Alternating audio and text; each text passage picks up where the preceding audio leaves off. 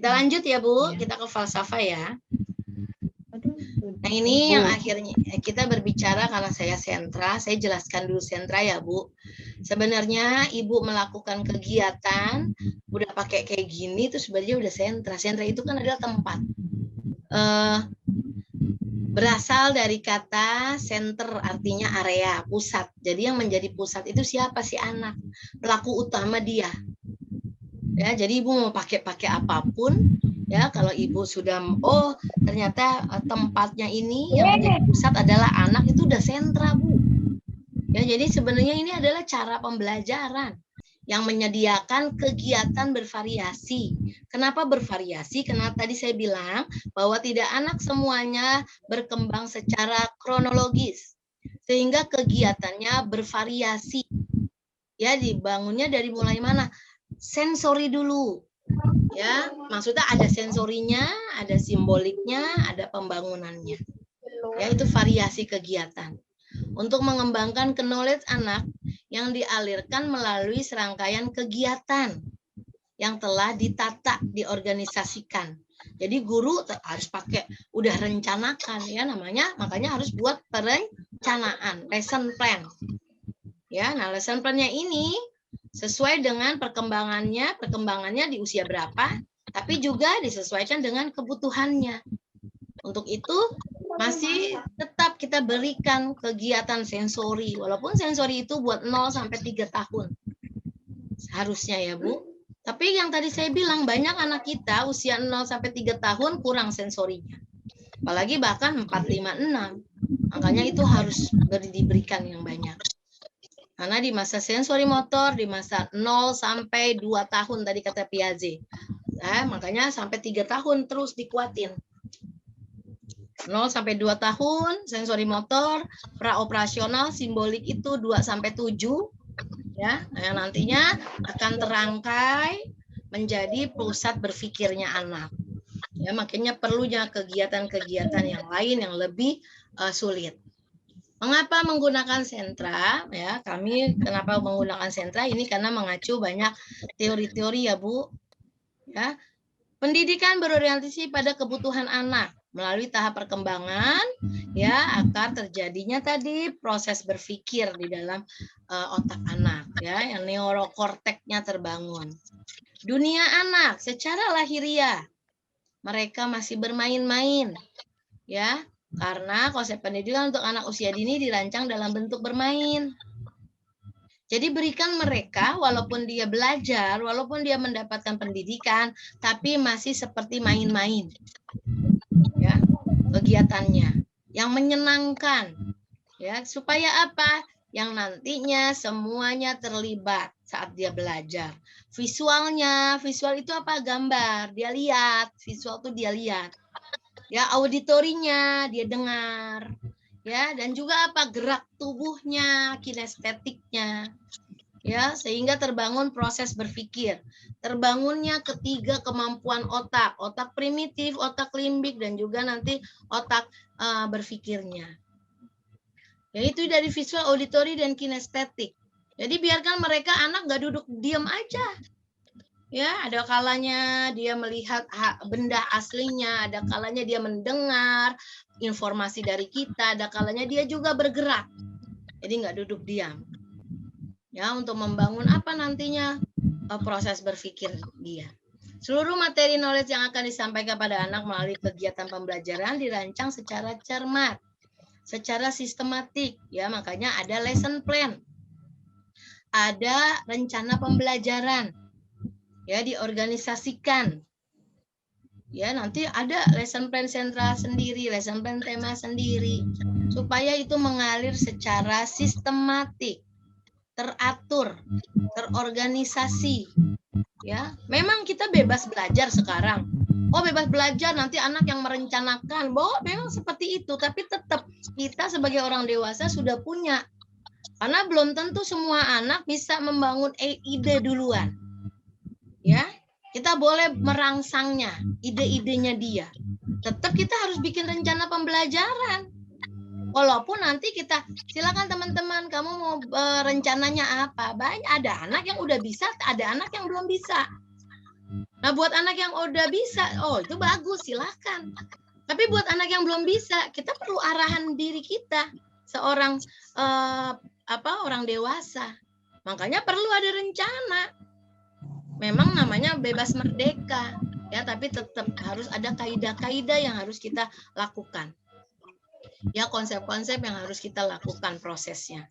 Pendidikan dilaksanakan secara bertahap, Bu. Yang tadi saya bilang, ya, Ibu mengenalkan di dunia ini banyak banget objek simbol-simbol. Yang kemarin saya bilang mulai dari simbol apa? Warna, bentuk, ukuran, tekstur, ya, apalagi angka, huruf. Nah, dari warna aja ada berapa? Ya, warna itu cuma ada 3. Sebenarnya warna cuma 1, Bu. Putih, ya, terang. Ibu kalau mau belajar tentang fisika, warna itu cuma 1. Putih, tapi dari putih itu semua warna ada di sana. Ya, ada spektrumnya. Ya, spektrumnya dari mana? Ada gelombang elektromagnetik yang terjadi karena adanya gaya gravitasi kalau mau belajar fisikanya tuh, Bu. Sehingga saat kena gelombang spektrum yang panjang, dia menjadi warna apa? Pendek menjadi warna apa? Tuh, sehingga terjadilah warna primer, warna sekunder, warna tersier. Ya, itu warna itu harus kita tahu benang merahnya dari mana sih warna tadi. Makanya ada spektrum warna kan. Terjadinya Meiji-Kuhi Hibingyu. Ya, itu dia, Bu. Itu yang kita bangun dari awalnya. Dari simbol aja warna udah banyak, walaupun sebenarnya cuma 1, bertahap. Kenapa bisa jadi warna merah? Warna kuning, warna biru. Oh, ternyata ini warnanya yang bisa ketangkep, ya. Karena hanya ada gelombang pendek dan gelombang panjang. Ya. Nah, saat tercampur gelombang ini masuk ke atmosfer bumi, kena lagi pantulan atmosfer, maka akan menjadi berbagai macam warna. Ya, akan tercampur antara merah dengan kuning. Itu yang terjadi sekunder. Itu baru warna. Belum lagi bentuk. Ya, belum lagi ukuran, belum lagi apa tekstur. Itu simbol, Bu, namanya simbol. Belum lagi nanti ngajarin calistung yang berhubungan sama angka dan juga huruf. Itu namanya simbolik. Makanya penting anak-anak dikenalkan berbagai macam dengan benda aslinya, dengan gambar.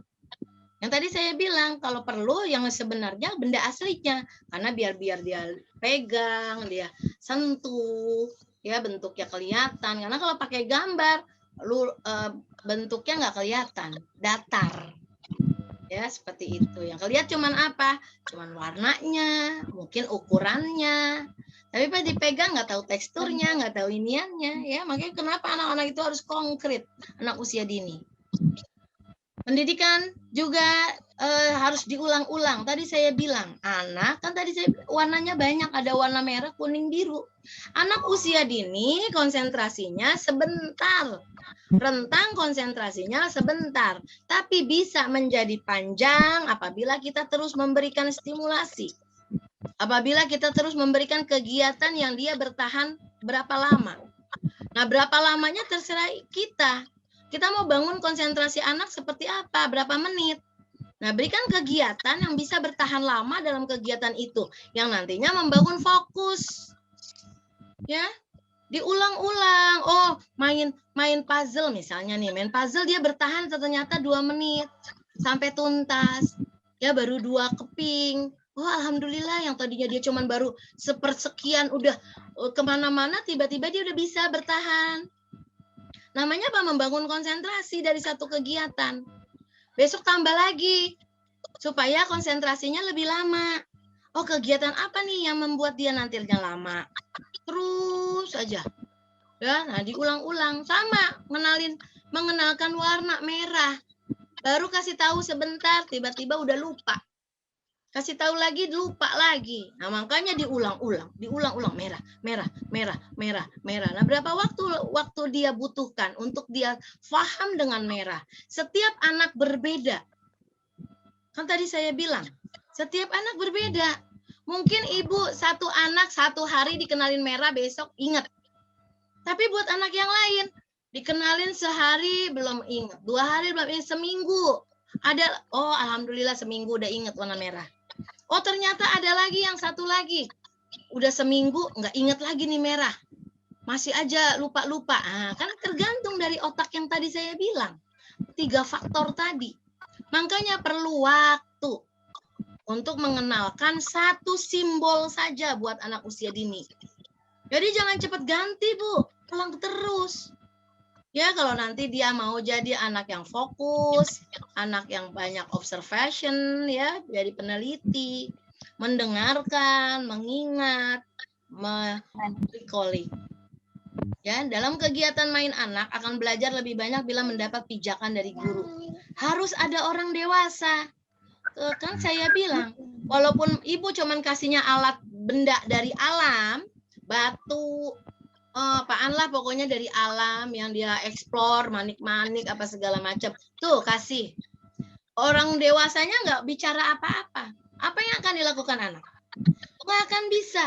Makanya perlu ada seorang guru, anak usia dini nih Bu, harus menjadi modeling yang memberikan arahan, ya, supaya dia nantinya proses berpikirnya jalan. Hei, ada batu. Nah, lihat batunya seperti apa ya, tetap harus ada orang dewasa. Nggak bisa, anak cuma dikasih aja. Kalau dia masih dalam tahapnya sensori motor, ya yang ada tuh batu dibuang-buang, dilempar-lempar. Ya, jadi tetap harus ada orang dewasa yang memberikan pemahaman tadi. Ya, itu Ibu sebenarnya yang Ibu pakai sekarang-sekarang itu falsafahnya dari sini, dari sentra sebenarnya, hanya dikembangkan saja. Padahal kita udah dari dulu kita udah pakai ini. Harus ada orang dewasa yang memberikan tadi pijakan 6 aspek perkembangannya supaya terbangun. Ya, makanya gurunya harus pengetahuannya harus lebih banyak. Kalau gurunya nggak banyak pengetahuannya, ya anaknya nggak bisa apa-apa, Bu, sama aja. Makanya penting seorang guru anak usia dini itu banyak yang kita pelajari. Karena ini pondasi. Ya, nah ini prinsip sentra. Nah, ini Bu ya, Bu. Saya sudah pakai, Bu.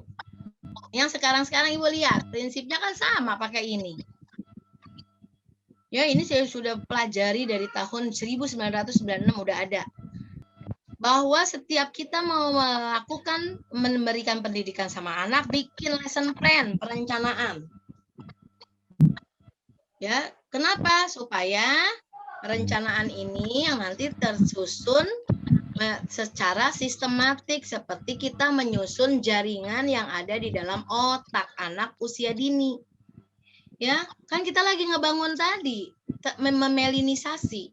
Neuronnya tersambung menjadi sinap, ya, tertransmitter sampai akhirnya terbungkus, termelinisasi sehingga akhirnya dia menjadi pengetahuannya dia yang tidak akan lupa. Makanya perlu bikin rencana pembelajaran. Nah, dari dulu kami pakai tema, Bu. Ya, temanya lagi ngomongin tentang manusia, ya bicaranya tentang manusia, nggak campur baur. Ya, nggak ada semua yang masuk. Manusia lagi ngomongin. Ya, besok lagi berbicarakan tentang binatang, ya ngomongin aja binatang. Binatang pun nanti ada klasifikasinya. Apa yang mau dibicarakan binatang apa? Ya, jadi semua terklasifikasi karena ini adalah isinya cara proses jaringan di dalam otak ya, yang akan tersusun supaya tidak tercecer yang tadi saya bilang ya Bu. Nah, selanjutnya di dalam lesson plan tadi ya ada 6 aspek perkembangan sebagai tujuan. Nah, kosakata ini penting ya, karena anak biar tahu banyak pembendaharaan kosakata. Kosakata itu suatu informasi, bahasa yang dia dapati, yang dia harus paham dari kosakata itu. Ya, saat mengenalkan tentang tanaman, apa itu tanaman. Ya, kasih tahu. Ya, selanjutnya adalah ada medianya. Medianya itu apa? Alat yang dipakai dan caranya menggunakan alat itu. Itu lesson plan isinya itu. Mau Ibu mau formatnya kayak apapun silakan aja, tapi isinya yang penting itu. Nanti tetap ada evaluasi. Evaluasi berupa apa? Silakan pertanyaan-pertanyaan. Mengulang kembali. Ya, baru setelah itu inten. Inten itu perlu waktu yang tadi saya bilang, Bu. Anak usia dini itu perlu waktu dalam melakukan kegiatan. Nah, supaya 4 jenis mainnya. Nah, kenapa kita pakai 4 jenis, Bu? Tadi saya bilang, ya sampai nanti usia 6 tahun, anak sudah terbangun tadi mengenal keaksaraannya juga. Selain sensori motornya, simboliknya, pembangunan, dan keaksaraan. Saya bilang di sini 3 jenis main karena keaksaraannya nanti terpisah ada di pijakan lingkungan. Tapi kenapa saya adain 4? Karena keaksaraan penting, jadi berikan juga 4 jenis kegiatan main ditambah keaksaraan. 3 jenis itu apa? Sensori motor, simbolik, pembangunan. Ya, atau sensori motor pra-operasional, kalau bahasanya Zen Piaget, dan konkret operasional. Ya, jadi siapkan waktu berapa lama anak ini cukup untuk bermain itu. Ya, kalau di sentra itu 1,5 jam, Bu. Setiap hari dapat. Karena diulang-ulang kan. Hari ini dapat 3 jenis main. Besok walaupun cuma 30 menit. Misalnya 1 menit atau 1 jam. Maaf. 30 atau 60 menit. Tergantung dari usia anak ya. Semakin anaknya kecil nggak usah sampai 1 jam. Anaknya besar boleh 1 jam. Anaknya di bawah 3 tahun itu paling nggak 30 menit. Nah, dalam 30 menit itu dapat sensori motor, simbolik, pembangunan, ataupun keaksaraannya. Nah, besok diulang lagi di hari berikutnya, dapat lagi, itu namanya intent. Ya, jadi terus-menerus kasih. Selanjutnya adalah densitas. Densitas itu apaan? Alat main yang beragam. Dia bisa menggunakan alat main ini, bagaimana caranya itu ragam. Ya, misalnya dia punya cat air. Nah, cat air itu bisa dia explore dengan berbagai macam cara. Ya, maksudnya apa? Bisa dia pakai jarinya, bisa menggunakannya ya. Selanjutnya pakai kuas yang kecil, bisa pakai kuas yang besar, atau pakai tisu, pakai cotton bud, ya, tapi tetap namanya pakai cat air. Tapi caranya beragam, macam-macam. Ya, atau kita misalnya mau pakai apa saja. Tadi batu. Ya, misalnya kita mau pakai batu nih, Bu. Nah, batunya caranya silakan. Batunya dimasukkan ke dalam botol. Apakah batunya nanti disusun, bikin bentuk geometri, ya, apakah antar batunya diambilnya pakai jepitan, silakan, itu cara ragam walaupun alatnya batu, atau nanti batunya mau dibikin tulisan, ya, itu silakan. Itu namanya densitas. Ya, kegiatan main ada 3 jenis main ditambah keaksaraan. Ya, apa itu jenis main? Ada sensori motor, kemarin kita sudah berbicara. Segala alat yang digunakan dengan gerakan-gerakan tangan dan koordinasi mata. Dia pegang, dia remas, dia genggam, dia tekan, dia gulung. Itu namanya sensori motor. Ya, dia gunakan. Selain itu nanti dia, apakah dia dijilat, ya, karena kan perlu dirasa juga. Ya, atau kalau diraba kan itu ada tekstur, ya, ada suhu, dilihat sama dia, dirasakan sama dia. Itu namanya sensori motor. Jadi semua alat yang dia pegang itu sebenarnya dia eksplor dengan tangannya, itu namanya sensori motor. Ya, selanjutnya dia, Bu. Apa itu sensori motor? Rangsangan dari kelima indera. Ya, dapat informasi dari 5 inderanya. Selanjutnya dari dapat informasi itu maka saya bilang ada neurotransmitter. Saat dia mendapatkan informasi dari 5 inderanya maka langsung dapat perintah. Ya, perintahnya apa? Apalagi kasih tahu kasar. Nah, dia tahu, oh ini loh. Dia langsung tuh semua selnya, oh kasar tuh seperti ini. Ya. Oh, tahu deh. Tapi tadi saya bilang kalau cuman sekali dia cuma memunculkan dendrit, namanya rambut satu. belum panjang. Diulang lagi manjang. Ulang lagi panjang. Nah, tadi kasar terus berulang-ulang. Lama-lama nyambung. Nah, ya, itu yang nanti jadi udah kenal, udah tahu ini lo kasar, ini lo kasar. Sehingga dengan benda yang lain dia sentuh, kalau tadi dia sentuhnya karpet, tiba-tiba dia pegang spon, ya spon yang kasar, tiba-tiba dia pegang apa lagi, oh ini ternyata kasar. Dia tahu, ya, nyambung. Walaupun bendanya beda. Ya, itu dia, Bu. Ya, subhanallah ya, itu permainan sensori motor itu penting banget.